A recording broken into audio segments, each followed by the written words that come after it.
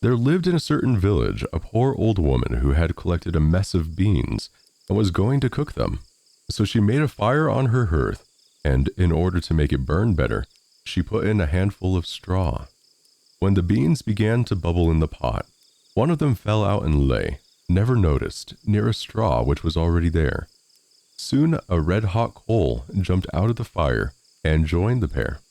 The straw began first and said, "Dear friends, how do you come here?" The coal answered, "I jumped out of the fire by great good luck, or I should certainly have met with my death. I should have been burned to ashes." The bean said, "I too have come out of it with a whole skin, but if the old woman had kept me in the pot, I should have been cooked into a soft mass like my comrades." "Nor should I have met with a better fate," said the straw.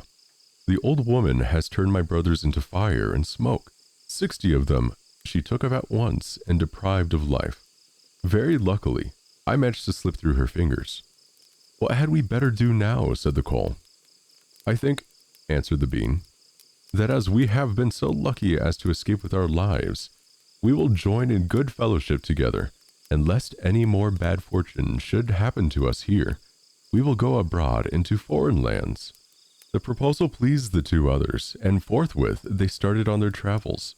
Soon they came to a little brook, and as there was no stepping stone and no bridge, they could not tell how they were to get to the other side.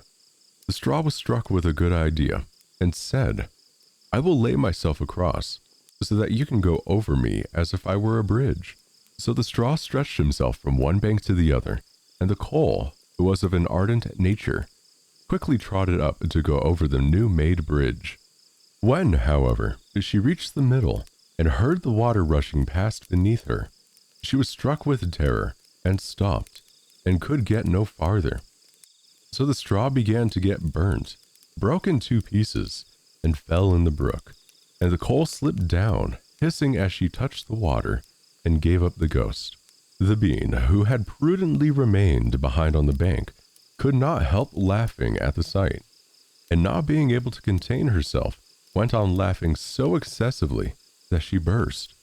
And now would she certainly have been undone forever, if a tailor on his travels had not by good luck stopped to rest himself by the brook.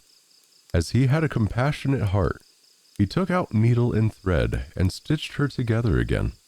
The bean thanked him in the most elegant manner, but as he had sewn her up with black stitches, all beans since then have a black seam.